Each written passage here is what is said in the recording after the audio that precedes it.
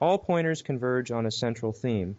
This is the simple truth of what we are, the essential and inescapable reality that shines behind the doubtless sense of being present and aware. No one can say, I am not, as the very statement presupposes the existence of the one attempting to deny his or her own existence. This is why one's existence is the touchstone or gold standard by which all other truths are evaluated. All pointers encourage us to probe the fundamental fact of our self-existent being, which not only is, but knows. This is the heart of the matter, the constant and final theme of all of the great traditions that have come down to us under the banner of non-duality. This is the simple truth of what we are, the essential and inescapable reality that shines behind the doubtless sense of being present and aware. In our own times, the direct communication of this basic truth was famously shared by the well-known sage of Mumbai, Nisargadatta Maharaj. I was fortunate enough to meet one of Nisargadatta Maharaj's direct students, Sailor Bob Adamson, in Melbourne, Australia, a few years ago. He shared with me the essential pointers he had received from Nisargadatta Maharaj.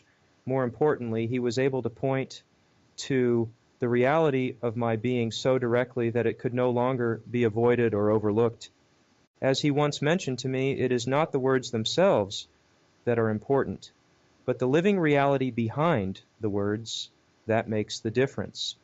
This reality, when recognized by one who knows, informs whatever words may be used as pointers.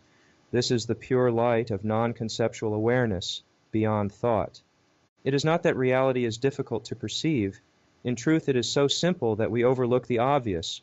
For how many thoughts, feelings, or experiences can you have without being present and aware to have them? Still, a direct pointer to this, by one who knows, is extremely helpful, as many can attest. Not only is reality found to be shining within oneself as one's very self, but the seeking, suffering, and doubt that may have been carried for a lifetime is overcome at a stroke. In seeing and experiencing these basic truths for oneself, there may naturally arise a desire to share the good news with others who would resonate with the pointers themselves. There is no fixed set of pointers or manner of speaking of these fundamental truths, while the essential points, being timeless, remain consistent from year to year and age to age. The manner in which they are framed and communicated must necessarily vary based on the needs of the times. Furthermore, the questions and issues raised by those engaged in the verification of the truths in their own experience are bound to change. This is why it is useful to have fresh expressions and pointers set in contemporary words and speech.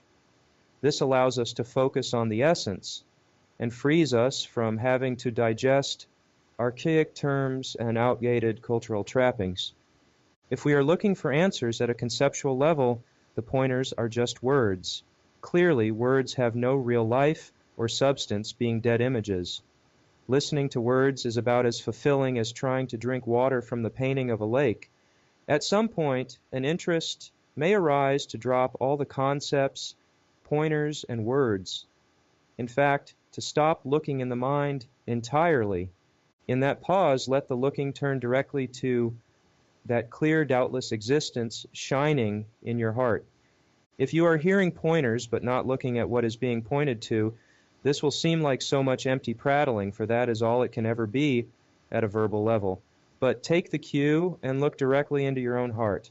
See, know, and be what you are. Drop the concepts and come face to face with your real self, your undeniable being. All the pointers such as love, oneness, awareness, life aliveness, unconditioned free of suffering, etc., are only trying to give a sense of the nature of what you are. If they are left as words, they are just empty husks. But is what is shining in your heart a lifeless, dead image? If not, what is it? This is what needs to be seen, non-conceptually, in direct experience. Nothing is gained or attained, because what you are has been here all along. Words are only pointers. It is a bit tricky quoting the words of great teachers for confirmation of anything, because the words are only pointers and concepts arising in particular situations. In other words, in the moment the words were delivered, they were spontaneous pointers of encouragement for someone in that moment to drop a particular concept or perspective in order to notice what is here prior to concepts. Later, when we read the words, it is actually a case of moving back into concepts and away from what is clear and present. Seeing this may free up a lot of space. That is why reading about non-duality is a bit misleading and often complicates the simplicity of it. For every passage one quotes, you can find dozens more asserting the opposite view. It is helpful to see why this must be so. There is not a fixed teaching at all. There is a stream of spontaneous points arising to expose whatever dualistic notions the seeker may have been holding as true. It is more a matter of love and expression rather than some spiritual verbiage one should sift through years or centuries afterwards. People think you get to the heart of this by studying philosophy, learning Sanskrit, or delving into the recorded words of Shankara, Buddha, or whomever. This is entirely erroneous and completely misses the mark. It only fattens the stock of concepts and keeps the attention locked in the mind. It is overlooking your ever-present natural state. Pause the concepts, whatever they may be, and notice what is present, what you actually are, here and now. That is already evident and available in all its immediacy. No teacher, guru, scripture, satsang, or awakenings are involved. I cannot stress this strongly enough. That we thought they were was only an ignorant mistake. So return to the basics and have a look for yourself. Instead of talking about concepts, chuck them all overboard and talk from what is actually present in your experience. Non-duality books, quotes, spiritual jargon, and hypothetical what-ifs are entirely incapable of revealing the direct recognition of immediate freedom and happiness that is present as the pure light of simple knowing and being shining in the core of your mind or the center of your heart. In that light, the universe and all bodies and minds arise and pass like specks of dust in the warmth of a vast cloudless sky, which is the sky of your being. That non-conceptual awareness or presence of life beyond the mind pours out through your senses and bathes each thought, feeling, and experience in a timeless and inescapable clear cognizance. Call it what you will. Being, awareness, love, presence, what is, knowing, light, life, intelligence, spirit, etc. Whatever it is undeniable and inescapable. It is being that cannot be doubted or contradicted, an unborn, undying awareness without ceasing, life with no boundary. A peace and causeless joy that embraces all appearances, all possibilities, all opposites. Nothing can be outside of that. Nothing stands apart from that.